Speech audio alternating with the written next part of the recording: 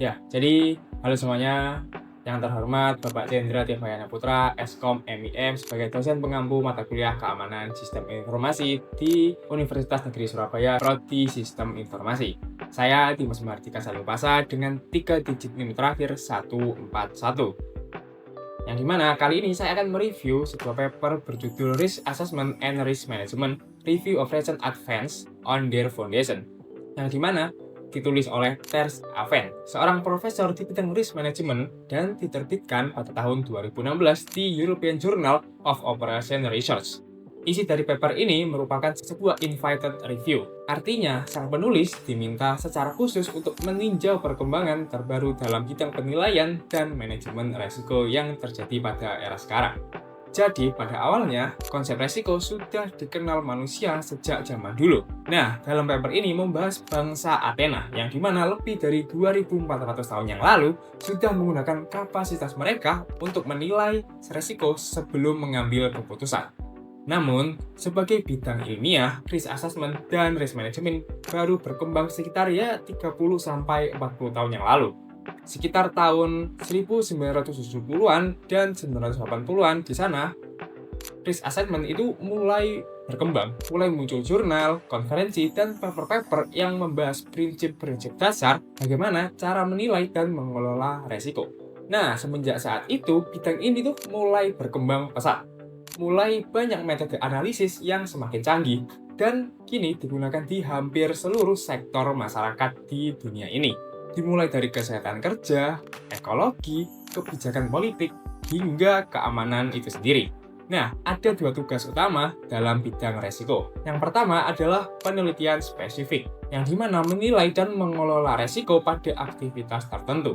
Yang kedua ada penelitian generik, yang dimana penelitian ini tuh berfokus pada pengembangan konsep, teori, kerangka kerja, serta metode yang bisa dipakai secara luas. Nah, kedua aspek ini itu saling melengkapi. Bagian penelitian generik, dia menyediakan alat, sementara aplikasi spesifik memberikan konteks nyata. Nah, dalam paper ini juga menekankan bahwa tidak ada satupun definisi atau arti tunggal tentang apa itu resiko. Ada banyak perspektif atau banyak pandangan di dunia ini tentang apa itu resiko. Mulai dari resiko sebagai kemungkinan kejadian buruk, atau juga sebagai ketidakpastian atau kadang sebagai deviasi dari nilai acuan. Misalnya, ISO mendefinisikan resiko sebagai efek dari ketidakpastian dalam tujuan. Dengan adanya banyak perbedaan ini, tentunya akan ada banyak ketegangan, banyak pertimbangan, dan juga banyak masalah ke depannya. Tetapi hal ini juga membuka ruang untuk kita berpikir bagaimana kita bisa menggabungkan ide-ide tersebut yang tampaknya bertentangan untuk menghasilkan pemahaman yang baru dan juga kita bisa belajar lebih. Nah, resiko itu kan kita berbicara tentang ketidakpastian, yang dimana ketidakpastian ini itu adalah inti dari resiko tersebut. Ada 2 jenis utama. Yang pertama yaitu alectory uncertainty dan juga epistemic uncertainty. Nah, arti dari yang pertama atau alectory uncertainty tadi yaitu variasi alami, misalnya peluang terjadinya kecelakaan. Terus, epistemic uncertainty adalah ketidakpastian karena kurangnya pengetahuan. Nah, resiko juga sering dikaitkan dengan istilah probabilitas. Nah, probabilitas ini sering digunakan untuk mewakili ketidakpastian itu.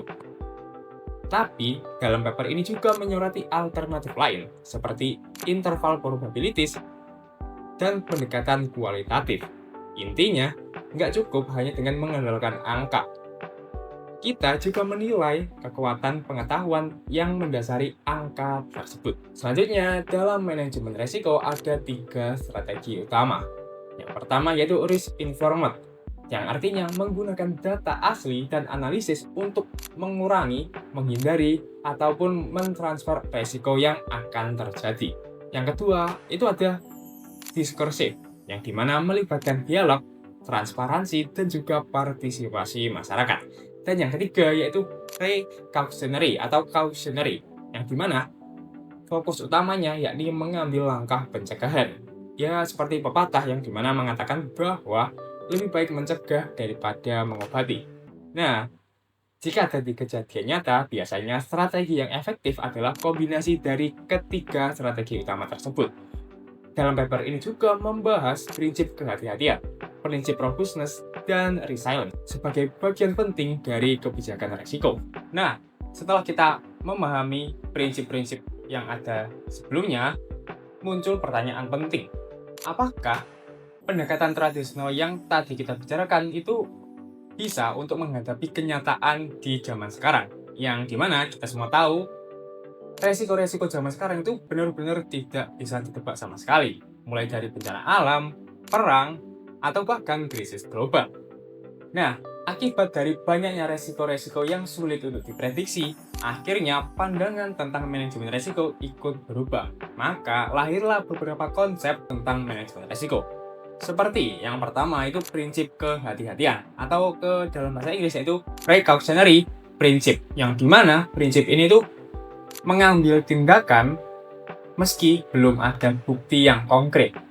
Jadi, sebelum kejadian itu terjadi, suatu perusahaan atau suatu instansi yang terkait itu mengambil tindakan dulu sebelum hal itu terjadi, sebelum resikonya terjadi. Secara umum, ada dua interpretasi utama dari prinsip kehati-hatian. Yang pertama yaitu jika suatu aktivitas menimbulkan dampak buruk di kemudian hari. Meskipun belum ada bukti ilmiah yang konkret atau ya bisa dibilang ketidakpastian, maka tindakan pencegahan itu wajib dilakukan atau bahkan aktivitas tersebut bisa dihentikan secara langsung. Interpretasi yang kedua yakni tindakan pengaturan dapat dilakukan jika berpotensi menimbulkan bahaya bagi manusia atau lingkungan, meskipun tidak ada bukti konkret tentang dampak yang akan terjadi tersebut. Nah, akibatnya banyak perdebatan-perdebatan yang muncul. Karena apa ya? Karena perbedaan pemahaman tentang konsep dasar resiko dan ketidakpastiannya. Banyak pihak berbeda pendapat mengenai kapan suatu resiko dianggap cukup serius untuk memerlukan tindakan. Karena itu, bidang resiko membutuhkan landasan konseptual yang lebih kuat, yang lebih konkret agar penerapan prinsip ini tidak menimbulkan kebingungan dan ketegangan lagi. Charles Aven, yang dimana penulis dari paper ini, membedakan suatu prinsip kehati-hatian dan prinsip pencegahan. Prinsip kehati-hatian memilih cakupan yang lebih luas, yaitu menekankan bahwa ketika ada potensi resiko yang cukup serius, maka tindakan harus tetap diambil. Artinya, keberadaan resiko aja itu sudah cukup untuk suatu instansi atau suatu perusahaan mengambil sebuah tindakan.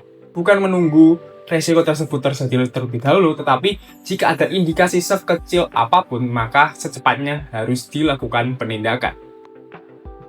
Contohnya, dalam paper ini bisa dilihat pada industri minyak dan gas di Norwegia, di mana tempat tinggal atau mes dari para pekerjanya di instalasi lepas pantai itu dilapisi oleh panel-panel tahan api. Dalam kasus ini sebenarnya belum ada bukti konkret terjadinya kebakaran di area tersebut. Belum ada kejadian, belum ada bukti secara langsung kebakaran itu akan terjadi. Tetapi jika dikira-kira ya ini lebih ke teknik pencegahan aja. Jaga-jaga kalau hal itu atau kebakaran tersebut terjadi beneran di kemudian hari. Karena jika tidak dilakukan tindakan seperti pelapisan panel tahan api tadi, jika kebakaran itu terjadi, maka dampaknya bisa sangat luas dan sangat besar, dan tentunya sangat berbahaya. Selain dari prinsip kehati-hatian, ada juga robustness, yang dimana kemampuan sistem bertahan dalam ketidakpastian. Nah, robustness ini itu mengacu pada kemampuan suatu sistem atau keputusan atau juga strategi untuk tetap berfungsi dan tidak mengalami perubahan apapun ataupun dampak buruk meskipun menghadapi ketidakpastian tentang resiko tersebut. Ada juga yang berpendapat, beberapa di antaranya menurut Roy di 2010. Suatu disebut tangguh itu ketika mampu bertahan terhadap perkiraan yang sangat samar. Selain Roy, ada juga Gabriel dan kawan-kawan pada tahun 2014 membahas optimasi tangguh atau robust optimization, yaitu upaya menemukan kebijakan terbaik ketika parameter yang digunakan dalam pengambilan keputusan masih bersifat ambigu. Dan pendapat yang terakhir yang ada dalam paper ini yaitu Ben Haim.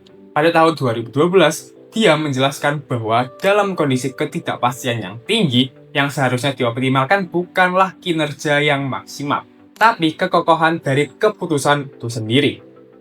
Artinya lebih baik memilih strategi yang cukup memuaskan namun aman, daripada strategi yang terlihat paling efektif, yang terlihat paling optimal, tetapi sangat rentan terhadap perubahan teknologi dan kondisi. Namun, kembali lagi, menentukan solusi dari resiko-resiko itu tidaklah mudah.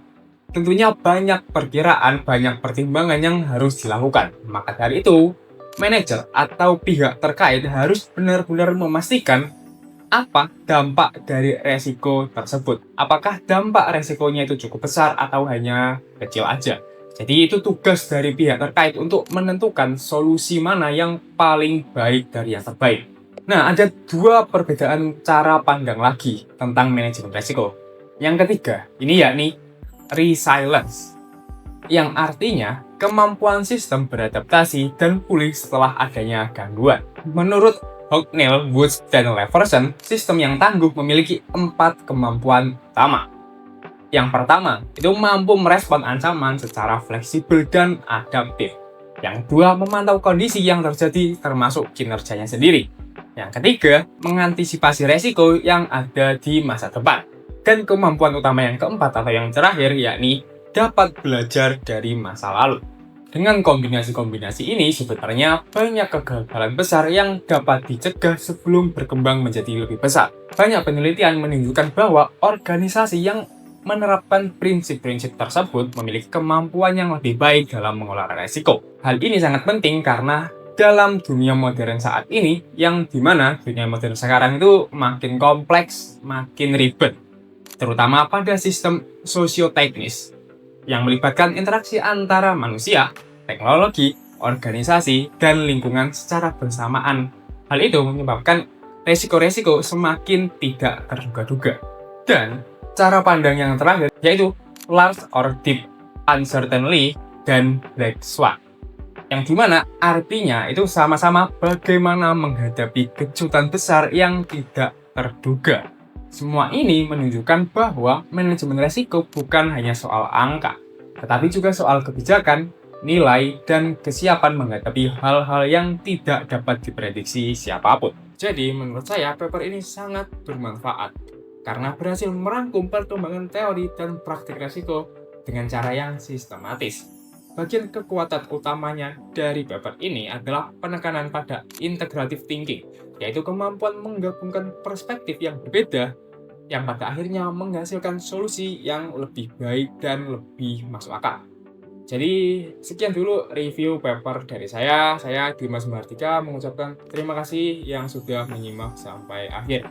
Terakhir, mohon maaf jika ada salah-salah kata dan terima kasih.